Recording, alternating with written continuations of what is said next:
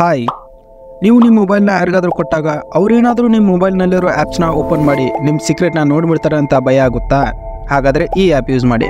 ಈ ಆ್ಯಪ್ನಿಂದ ನೀವು ಅವರು ಆ್ಯಪ್ ಓಪನ್ ಮಾಡಿದ ತಕ್ಷಣ ಆ್ಯಪ್ ಸಡನ್ ಕ್ರ್ಯಾಶ್ ಆಗಿ ಕ್ಲೋಸ್ ಆಗುವ ಹಾಗೆ ಮಾಡ್ಬೋದು. ಈ ಆ್ಯಪ್ನ ಬಗ್ಗೆ ನಾನು ಈ ವಿಡಿಯೋದಲ್ಲಿ ಹೇಳಿದ್ದೀನಿ. ಈ ವಿಡಿಯೋ ನೋಡಿ ಎಂಜಾಯ್ ಮಾಡಿ.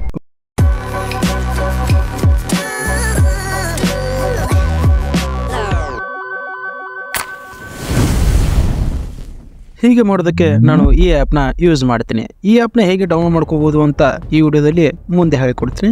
ಬನ್ನಿ ವಿಡಿಯೋ ಶುರು ಮಾಡೋಣ. ಈ ಆ್ಯಪ್ನ ಡೌನ್ಲೋಡ್ ಮಾಡಿದ ಮೇಲೆ ಇನ್ಸ್ಟಾಲ್ ಮಾಡಿ ಓಪನ್ ಮಾಡಿ. ಇಲ್ಲಿ ನಿಮಗೆ ಗೆಟ್ ಸ್ಟಾರ್ಟೆಡ್ ಅಂತ ಕಾಣ್ತಾ ಇದೆ ಅಲ್ವಾ, ಅದರ ಮೇಲೆ ಕ್ಲಿಕ್ ಮಾಡಿ.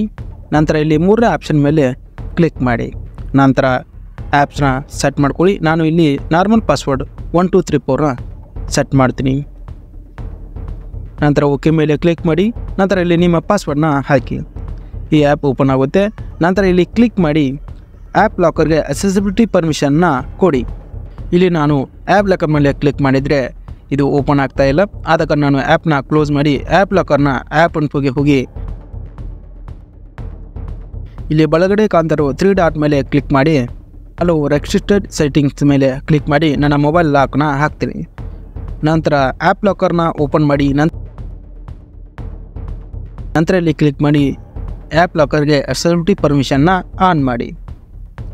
ನಂತರ ಇಲ್ಲಿ ಆಲ್ ಆಪ್ಸ್ ಮೇಲೆ ಕ್ಲಿಕ್ ಮಾಡಿ ಯಾವ ಆ್ಯಪ್ನ ಲಾಕ್ ಮಾಡಬೇಕು ಆ ಆ್ಯಪ್ನ ಸೆಲೆಕ್ಟ್ ಮಾಡ್ಕೊಳ್ಳಿ. ನಾನು ಇಲ್ಲಿ ಗ್ಯಾಲರಿ ಮತ್ತು ಕ್ರೋಮ್ನ ಸೆಲೆಕ್ಟ್ ಮಾಡ್ಕೋತೀನಿ. ಈಗ ಆ್ಯಪ್ನ ಕ್ಲೋಸ್ ಮಾಡಿ.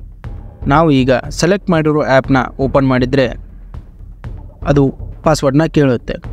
ಪಾಸ್ವರ್ಡ್ನ ತಪ್ಪಾಗಿ ಹಾಕಿದರೆ ಈ ಆ್ಯಪ್ ಸಡನ್ ಕ್ರ್ಯಾಶ್ ಆಗಿ ಕ್ಲೋಸ್ ಆಗುತ್ತೆ ಮತ್ತು ಸರಿಯಾಗಿ ಹಾಕಿದರೆ ಮಾತ್ರ ಓಪನ್ ಆಗುತ್ತೆ.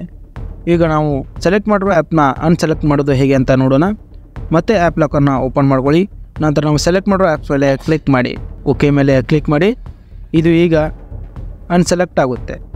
ನಂತರ ಇಲ್ಲಿ ಮೇಲೆ ಬಲಗಡೆ ಕಾಣ್ತಿರೋ 3 ಡಾಟ್ ಮೇಲೆ ಕ್ಲಿಕ್ ಮಾಡಿದರೆ ನಮಗೆ ಆಪ್ಷನ್ಗಳು ಓಪನ್ ಆಗುತ್ತೆ.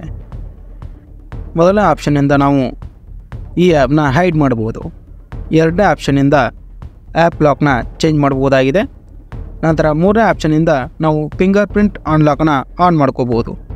ಈ ಫಿಂಗರ್ ಪ್ರಿಂಟ್ ಅನ್ಲಾಕ್ನ ಆನ್ ಮಾಡಿಕೊಂಡ್ರೆ ನಾವು ಆ್ಯಪ್ಸ್ಗಳಿಗೆ ಪಾಸ್ವರ್ಡ್ ಹಾಕ್ದೇ ನಮ್ಮ ಫಿಂಗರ್ ಪ್ರಿಂಟ್ನಿಂದ ಓಪನ್ ಮಾಡಬಹುದಾಗಿದೆ. ಇದು ಈ ಆ್ಯಪ್ನಲ್ಲಿರೋ ಮಾಹಿತಿ. ಈ ಆ್ಯಪ್ನ ಹೇಗೆ ಡೌನ್ ಮಾಡ್ಬೋದು ಅಂದರೆ ಇಲ್ಲಿ ಕಾಣ್ತಾ ಇರೋ QR ಕೋಡ್ನ ಸ್ಕ್ಯಾನ್ ಮಾಡಿ ನಾವು ಡೌನ್ ಮಾಡ್ಕೋಬಹುದಾಗಿದೆ.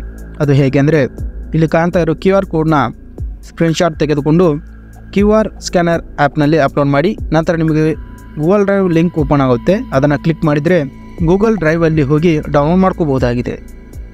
ಇದು ಈ ವಿಡಿಯೋದಲ್ಲಿರೋ ಮಾಹಿತಿ. ಓಕೆ, ಬಾಯ್.